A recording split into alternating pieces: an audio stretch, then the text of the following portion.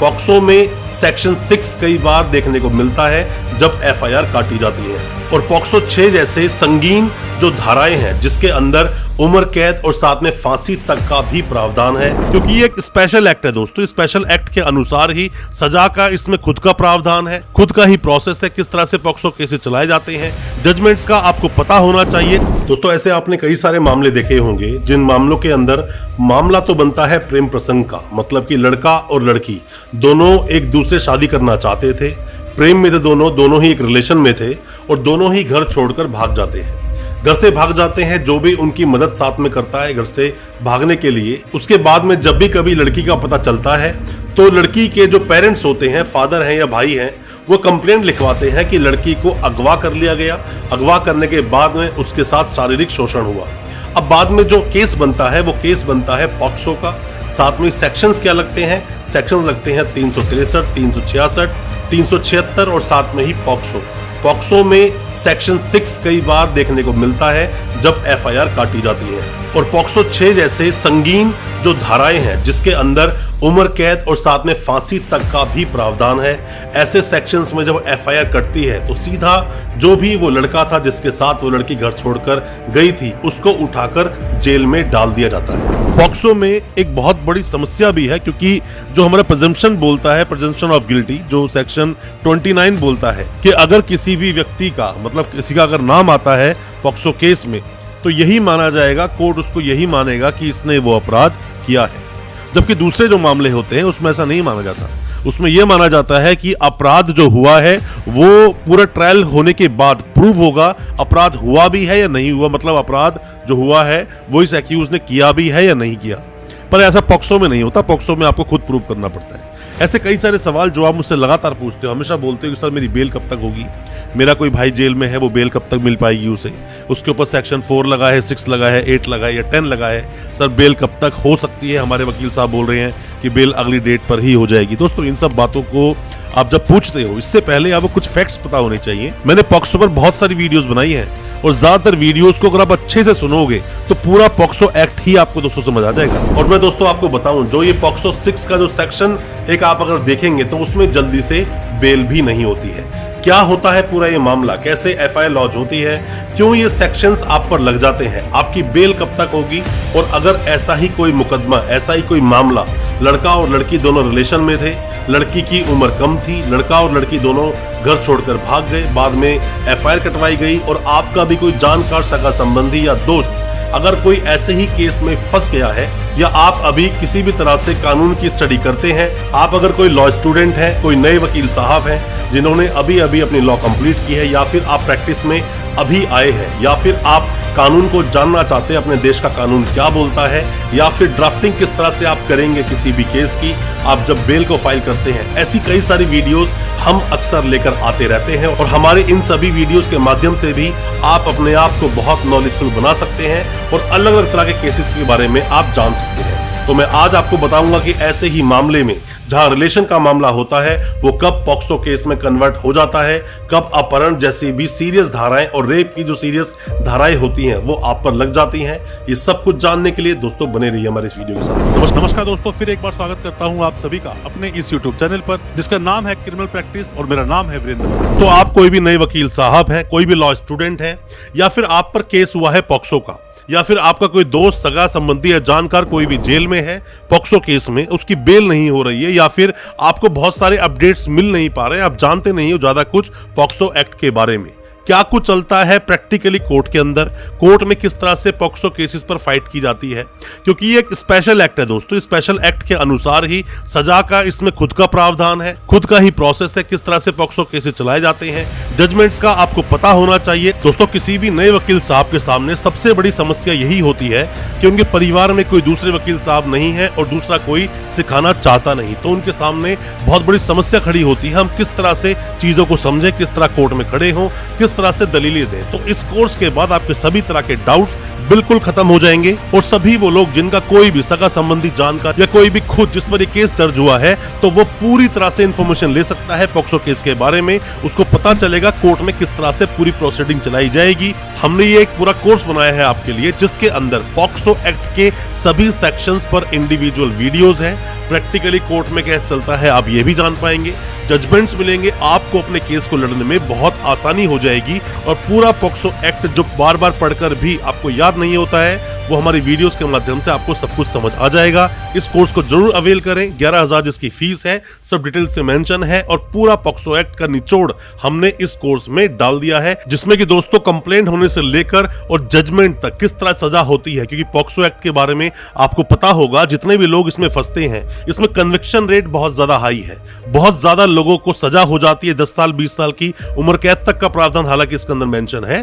तो आप इस कोर्स को जरूर लें अगर किसी भी तरह से आप पॉक्सो केस में फंसे हैं या फिर अगर आप पॉक्सो एक्ट के बारे में डिटेल में जानना चाहते हैं इस कोर्स को अभी अवेल करें। दोस्तों इस कोर्स को आप कभी भी कहीं भी अपने फोन में, डेस्कटॉप में, लैपटॉप में किसी भी तरह से एक्सेस करके पॉक्सो एक्ट की पूरी जानकारी ले सकते हैं। दिए गए नंबर पर आप व्हाट्सएप करें, आपको सभी डिटेल्स भेज दी जाएगी। दोस्तों पॉक्सो एक्ट जो कि नवंबर 2012 में ये एक्ट आया, एक्ट को लाने की जरूरत ही क्या थी? हालांकि आईपीसी जो 1860 का है उसके तहत, इंडियन पीनल कोड के तहत बहुत सारे जो क्राइम होते हैं, जितने भी अपराध होते हैं उनकी डेफिनेशंस और कितनी सजा मिलेगी उन सबको मेंशन किया गया है आईपीसी में। बट उसके बावजूद ऐसे कई सारे अपराध होते हैं जो अपराध सीरियस एक कैटेगरी में होते हैं और उनके लिए नए कानून को और कड़ा बनाने की जरूरत पड़ जाती है, तभी ऐसे कानून लाए जाते हैं। जैसे मैं आपको 2 एग्जांपल से समझाता हूं। जैसे कि आप एनडीपीएस को आप देख लीजिए। एनडीपीएस वो जिसमें कि मादक पदार्थ या बात करें नशीले पदार्थों का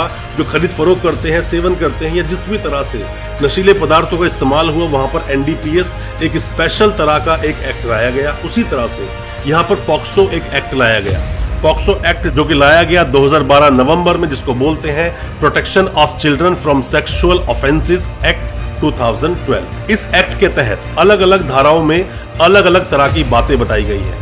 अब थोड़ा सा बताऊंगा पहले केस के बारे में, कब एक जो प्रेम प्रसंग होता है कब वो एक सीरियस ऑफेंस बन जाता है। दोस्तों अगर ये वीडियो आपको अच्छा लग रहा है तो अभी इस वीडियो को लाइक करें ताकि इसी तरह की लाइक से हमें मोटिवेशन मिल सके और प्रोत्साहन मिल सके इसी तरह की लीगल अवेयरनेस की वीडियोस आप तक पहुंचाने के लिए। और आप अगर पहली बार आए हैं हमारे इस चैनल पर, पहली बार देख रहे हैं हमारे इस वीडियो को, हमारे चैनल को अभी सब्सक्राइब करें, साथ में लगा बेल आइकन जरूर दबा दें ताकि इसी तरह की लीगल अवेयरनेस की वीडियोस आप तक पहुंच सके सबसे पहले। मान लीजिए कोई एक लड़की है, लड़की की उम्र है 16.5 साल या फिर 17 साल उसकी उम्र हो या 15 साल हो, कोई भी एक एज हो सकती है।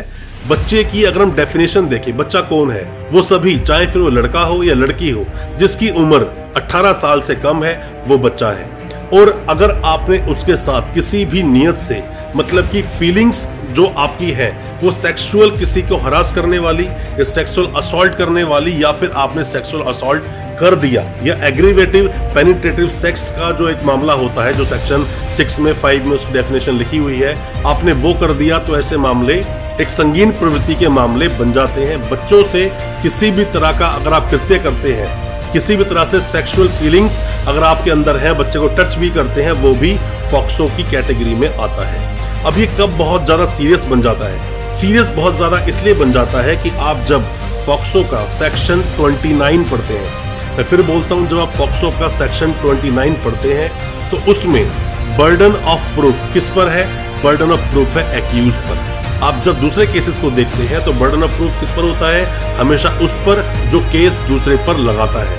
पर पॉक्सो में ऐसा नहीं है, पॉक्सो में उल्टा है। यहाँ पर क्या होता है कि ऐसा जो जज साहब है वो प्रिज्यूम करते हैं कि कोई भी ऑफेंसेस जिसकी डेफिनेशन सेक्शन 3 में, 5 में, 7 में या फिर 9 में सेक्शन में, जहां पर भी उसकी डेफिनेशंस हैं, मतलब जिसमें सजा का प्रावधान 4, सेक्शन 4, सेक्शन 6, सेक्शन 8, सेक्शन 10, उसमें जो सजा के प्रावधान है, इन सभी के अंदर जज साहब ऐसा प्रिज्यूम करेंगे कि हाँ, जो एक्यूज है उसने ही ऐसा कृत्य किया है और उसको प्रूफ करना होगा कि वो निर्दोष है। लड़का लड़की के साथ अगर भाग जाता है या लड़की लड़के के साथ भाग जाते हैं घर से, दोनों प्रेम प्रसंग में थे, दोनों ही रिलेशन में थे, तो ये माना जाएगा क्योंकि बच्चों को इतनी अकल नहीं होती, इतनी समझ नहीं होती, हालांकि देखा जाए तो बच्चे आजकल के समाज में 15-16 साल से ही बड़े अच्छे खासे वो बड़े हो जाते हैं, पर यहाँ जो एज है, जो कानूनी लैंग्वेज बोलती है, वो 18 साल है। अगर लड़की को आप भगाकर ले भी गए या लड़की चाहते हैं शादी करना, बाहर जाकर कहीं रहना शुरू कर दिया, 2-4-5 महीने के बाद अगर उनको वापस से इंफॉर्मेशन मिलती है लड़की परिवार को, अगर वो ले आए, तो हमेशा आपको FIR देखने को मिलेगी कि जिसके अंदर 363, 366, 376 और अक्सर पॉक्सो का 4 या पॉक्सो का 6 सेक्शन उसमें मेंशन होता है और लड़के को जेल जाना होता है। अब दोस्तों बात क्या है, 20 साल मिनिमम सजा, जो कि लाइफ इम्प्रिजनमेंट तक हो सकती है। 19 से पहले के जो अपराध थे उसी वक्त के कानून के अनुसार उन्हें सजा दी जाती है। पहली बात तो ये कि जो सजा का जो गैप है, सजा का जो अंतर है, ये बहुत बड़ा है। इस बात को आपको ध्यान रखना चाहिए। जिस अपराध में मिनिमम 20 साल की सजा की बात की जा रही है, आपको क्या लगता है कि ऐसे अपराध में आपका नाम आए और 20 दिन में आप बेल लेकर बाहर आ जाओगे? ऐसा नहीं होता, वक्त लगता है और बहुत सारी चीजें हैं, रेमेडीज फॉलो करनी होती हैं आपके वकील साहब जब केसेस लड़ते हैं। क्योंकि पॉक्सो जो वकील लोग केस लड़ते हैं, जिन्हें नॉलेज है इसके बारे में, वो बहुत अच्छे जानते हैं केस को लड़ना कैसे है और उनका क्लाइंट बाहर कब तक आएगा। क्योंकि जब भी कोई वकील साहब केस लड़ते हैं पॉक्सो केस के अंदर, जिन्हें नॉलेज है, वो जानते हैं कि अभी मैं इसकी बेल करवा भी दूंगा तो कन्विक्शन हो जाएगा, तो इसीलिए ट्रायल को पैरेलल चलाना पड़ता है ताकि ट्रायल को और मजबूती से खड़ा करा जा सके। क्योंकि पहली बात तो ये कि जो सजा का बहुत डिफरेंस आ रहा है, दूसरी बात ये प्रिजम्पशन ऑफ गिल्टी, मतलब कि माना जाएगा। इसमें जज साहब ऐसा मानेंगे, कानून ऐसा मानेगा कि अगर किसी का सेक्शन 6 में नाम आया, सेक्शन 4 में नाम आया, तो ऐसे मामलों में, या फिर 8 में या 10 में नाम आया, तो ऐसे मामलों में मानेंगे कि यही दोषी है, इसने अपराध किया है। जबकि अपने देश का कानून क्या बोलता है, an accused is innocent until proven guilty, मतलब कि जब तक क्या दोष सिद्ध ना हो जाए तब तक जो अपराधी है वो अपराधी नहीं, निर्दोष है। यहाँ पर दोस्तों पर ऐसा नहीं होता। इस पॉक्सो के एक्ट में, पॉक्सो एक्ट में ऐसा होता है कि जो भी कोई सामने लाया गया जो एक्यूज है वही अपराधी है, ऐसा मानकर केस को चलाया जाएगा। तो बहुत सीरियस मामला होता है, इसको हल्के में आप ले नहीं सकते दोस्तों। सिर्फ बेल ना करें, मतलब बेल के पीछे ना लग जाएं कि बस बेल चाहिए पॉक्सो केस में, बेल दिलाओ। आपको ट्रायल पर ध्यान देना पड़ेगा। और अगर बार बार अपने वकील साहब को आप प्रेशर करते रहेंगे तो वकील साहब भी प्रेशर में आके केस को गलत तरीके से लड़ेंगे और वहां कन्विक्शन आपका बिल्कुल हो सकता है। कन्विक्शन रेट बहुत हाई हो जाता है। बेहतर है आपके वकील साहब अगर समझदार हैं, उन्हें पॉक्सो के बारे में अच्छी नॉलेज है, पॉक्सो के अच्छे केसेस वो लड़ते हैं, तो आपको आपके केस से वो बिल्कुल निकाल देंगे। आपको डरने की जरूरत नहीं है, बेल भी होगी और बरी भी हो जाओगी केस से, इतना आपको घबराने की जरूरत बिल्कुल नहीं है। बस ये है कि जैसी FIR हुई, FIR गलत है तो उसको चैलेंज करें। चार्जशीट लगी, चार्जशीट में कमियां हैं, चैलेंज करें। आपके चार्जेस बनते हैं, मतलब चार्जेस जब फ्रेम होते हैं, चार्जेस फ्रेम में भी अगर कुछ गलतियां हुई हैं, त्रुटियां हुई हैं, तो उसको भी आप जाके रिवीजन में डालें, चैलेंज करें। हो सकता है कहीं ना कहीं आपको कोई ना कोई सॉल्यूशन मिल ही जाएगा, बट ट्रायल पर विशेष ध्यान दें, सिर्फ बेल ना करें। साथ में ही लड़की के जो बयान हुए, मतलब लड़की ने जो पहले कंप्लेंट, जो इन्फॉर्मेशन जो आती है किसी पुलिस वाले के पास, फिर वह कंप्लेंट से FIR बनती है, उसके बाद 164 के बयान होते हैं। 164 के बयान को बहुत अच्छे से देखना चाहिए, कॉन्ट्रडिक्शन है या नहीं, या फिर क्या शुरू में बोला गया, क्या FIR में लिखा है, क्या 164 में आ रहा है, ये बहुत सारी बातें। कई बार तो ऐसा होता है कि सिर्फ और सिर्फ, मतलब ये समझ लीजिए एक रंजिश के तहत भी FIR लॉन्च कराई जाती हैं, जो पॉक्सो केसेस बन जाते हैं और बाद में कई साल तक एक व्यक्ति को जेल में रहना पड़ जाता है। अब दोस्तों बात करें इसमें बेल का प्रावधान क्या है, बेल किस तरह से आप इसमें ले पाएंगे, पर उससे पहले आपको जान लेना चाहिए सेक्शन 35 को। पॉक्सो एक्ट का सेक्शन 35 क्या बोलता है, क्योंकि ये एक स्पेशल एक्ट है, तो इसके अंदर बहुत ही जल्दी पॉक्सो केसेस को निपटारा करने का प्रावधान है। मतलब कि 30 days, with in a period of 30 days जब कॉग्निजेंस लेते हैं जज साहब, तब के अंदर एविडेंस आपके कंप्लीट हो जाने चाहिए। और साथ में ही किसी भी केस का, जो भी पॉक्सो के मामले हैं, उसका जो डिस्पोज ऑफ है वो 1 साल में हो जाना चाहिए। मतलब 1 साल में सजा दे दो जिसको भी पकड़ा है, जिस पर भी केस चलाया जाता है। बट अक्सर आप कोर्ट में देखते हैं, हम भी जब कोर्ट में खड़े होते हैं, बहुत सारे केसेस है पॉक्सो के हमारे पास, जिन केसेस को हम लोग फाइट कर रहे हैं या फाइट कर चुके हैं, या बेल कराई है, या फिर उन केस के अंदर हमने चार्जेस पर आर्ग्यूमेंट किए हैं। होता क्या है इन सभी केसेस के अंदर कि वहां पर ये केस भी आराम से 3, 4, 5 साल तक खिंच जाते हैं। बेल लेने में ही आपको, अगर आपके ऊपर सेक्शन 6 लगा है, तो 1 साल, 1.5 साल, 2 साल तक आपको बेल लेने में ही लग जाता है। क्योंकि अगर लड़की की स्टेटमेंट बहुत स्ट्रांग है, इसमें स्टेटमेंट देखी जाती है 161 की भी, और साथ में 164 के बयान होते हैं उन्हें भी। उसके बाद जब आपके वकील साहब जब वहां क्रॉस करते हैं, जब सवाल जवाब पूछते हैं, तो वो भी आसान नहीं होता। क्योंकि जिस तरह से दूसरे हम क्रॉस करते हैं, सामने खड़ा होता है जिसने कि कंप्लेंट की, हम सामने क्रॉस के लिए होते हैं एक्यूज की तरफ से, तो सवाल बहुत खुलकर आसानी से पूछे जा सकते हैं।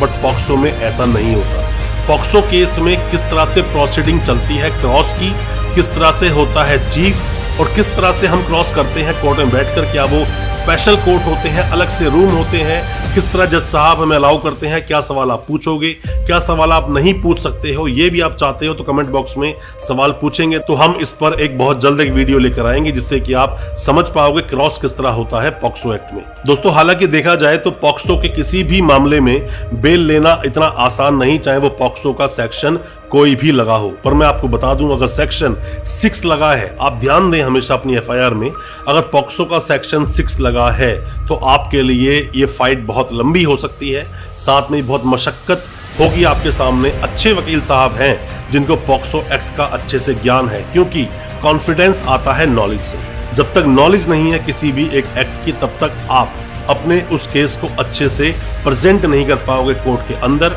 आप कोई भी नए वकील साहब है, कोई भी लॉ स्टूडेंट है, तो मैं आपको बता दूं, इस एक्ट को पढ़ना इतना मुश्किल भी नहीं, क्योंकि एक्ट ये इतना बड़ा है भी नहीं।